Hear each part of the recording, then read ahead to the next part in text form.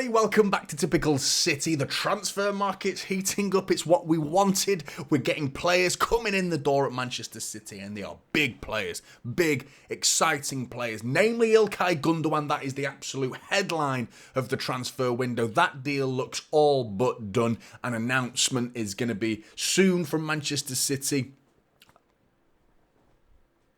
That's what I'm saying. Do you know what I mean? Just no words, man. No words. This guy is so exciting. But with the Ilkay Gundogan news, it's been followed very quickly by the Kyogo Furuhashi news, which is, whoa, there is a player there, man. It's a really interesting approach from Manchester City. Obviously, this is to follow on from the Julian Alvarez deal. £82 million that we've made off that deal, and I can't see City paying anywhere near half of that amount to sign Kyogo Furuhashi. It's a fascinating signing, and I've got some footage to show you which shows a very, not that unique, but it's a style of play that is going to be very, very suited to Manchester City. A lot of players are being linked to, that style of play is being linked as a potential false nine system. I think he could do that, but he's not that different from Erling Haaland. This is a fox in the box we're talking about. I've got some amazing stats to show you, some footage to show you. Now, originally, the source actually came from Hugh, formerly on City Extra, got his own channel now doing Hugh City TV. So go and check that out first of all. And big up to Hugh and Sam Lee in this situation, because he announced this yesterday. No one knows where Hugh got this information, and I don't blame him for keeping that bit of information of where he got that from close to his chest. He took some shit on Twitter yesterday for that. I've only just seen it, and I saw some of the comments on there. Just people like really typical Twitter nonsense, giving him a load of grief, and he kept his mouth shut, kept it cool. And then eventually the announcement came out from Sam Lee, who was equally astounded that not knowing where Hugh got that information from. So big up to Hugh, and big up to Sam Lee for sending some love Hugh's way.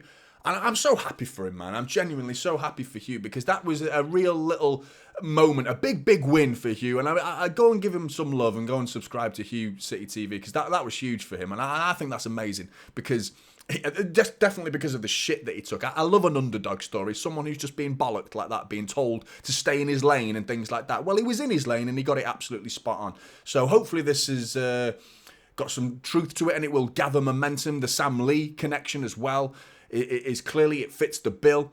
But the player that we're signing, let's talk about the player that we're signing. Let's have a look at his profile first of all. A centre forward or second striker, he can play as his Japanese, which I think is fascinating as well, because I know we're not in the market for promoting Manchester City, the club. I know you as fans, me included, we're only interested really in the players that we sign, not the size of our fan base.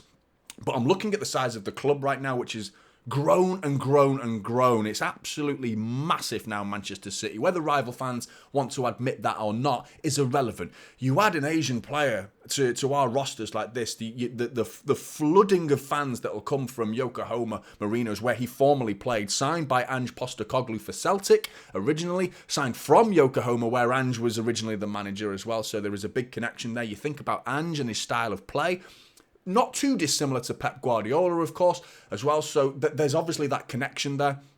But the idea of bringing in a whole host of new fans, a part of the world that obviously knows about Manchester City. We've toured there recently last year, going to Yokohama, and I mean, that was fantastic. But now, signing one of the players, because there are fans out there, I'm not one of them, and I doubt most of you are one of them, but we're City fans, aren't we? Not player fans.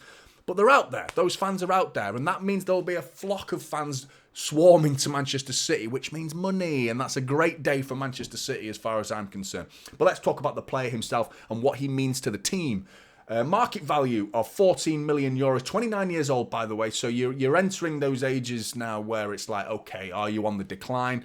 I can't see City spending too big on this. There is no word of the fee yet, which is interesting. I imagine, I'd guess 20 to 30 million euros around there is what I would pay, a maximum of 30, pushing it a little bit there, but 29 years old as well. Joined Celtic in 2021 and his contract expires in 2027, so he's got a couple years left, which makes him a little bit more affordable.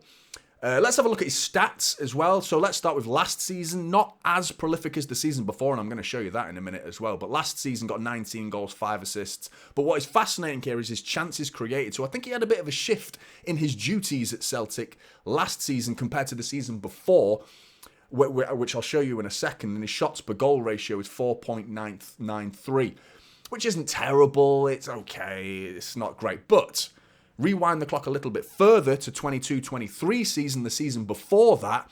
Bang. Wow, what a prolific player he was that season. 34 goals in 50 appearances, 5 assists, but only 9 chances created. So just a reminder, the 24 chances created last season shows he's got the assists in his locker, or at least creating chances, at least. And he's also got the goals in his locker. So I feel like there must have been a shift in his role a little bit between the 2 seasons, because clearly there's a massive difference in the goals between the 2 seasons, but there's also a massive difference in the chances being created. So he can do both, and I think that's fascinating. He scored a wonderful goal against City in the pre-season. I'm sure you all remember that. A lovely ball threaded through to him, but the run was fantastic. And that's something I want to show you. That showed speed, first of all, because he's bursting through Joshua Wilson, Esbrand, and Mbete at that point. I mean, it's a makeshift City defence, a very inexperienced Manchester City defence, first of all, so I understand that. But the speed that he showed was brilliant. The composure to go round Stefan Ortega, absolutely fantastic, and he put it away. Really, really nice finish. But other footage I'm going to play on your screen for you right now is highlighting his style of play. This reminds me of Ruud van Nistelrooy, but with speed, which is why I showed you the goal in pre-season, because the goal in pre-season indicated he's not someone who's slow, someone who plays offside, someone who sits in that offside position 5 or 6 yards behind the last line of defence is a nightmare for defenders to mark. Now, you've got to picture that ball being dinked over into the corner towards Doku or the other way towards Savinho, and he's offside in a position where he's not involved at that point. So he's not offside, he's not going to be flagged, but he's in an offside position. That ball's going to be fired in once Savinho or Doku or whoever's on the wings on that day are going to get the ball, and they're going to fire it across the face of goal into Kyogo, who is now in an onside position, and he's miles ahead of the back line already. Ruud van Nistelrooy was the master at it, and I know that doesn't please Manchester City fans' ears, but we have to admit he was a master at it. But the reason he did it was because he didn't have the speed to get in behind. He wasn't slow, but he didn't quite have that energy like a Thierry Henry of those days, for example. Whereas Kyogo, I've just shown you that goal against Manchester City in the pre-season, he also has the speed to get in behind. So his versatility of getting into the box in different ways is a fascinating way for Manchester City to score some goals next season. Now, he isn't going to play ahead of Haaland. That's understandable. And he isn't going to get that much game time. But I think this is a player that I think will understand that. I think he recognises his role in the team, and he will take his opportunities when they get some. Now, the only concern for me was that there is rumours of a shoulder injury that he's carrying as well right now, but I've just shown you his stats for last season and the season before that, 50 and 50. So 100 appearances for Celtic over the course of 2 seasons. So I wouldn't be too concerned about his injury record. There is reports that he may need surgery, and it's up to him whether he takes it or not. And a shoulder injury, you can carry those. You can get away with that as a footballer, especially because it's the top half of your body. But still, it may be a potential concern in the future. But for now, I'm more than excited about this deal. You add this to the Gundogan situation. There is also reports that Manchester City could be targeting another centre-forward, Divan Mbama from West Ham, a 19-year-old lad, big, strapping young man, left-footed. Sounds familiar.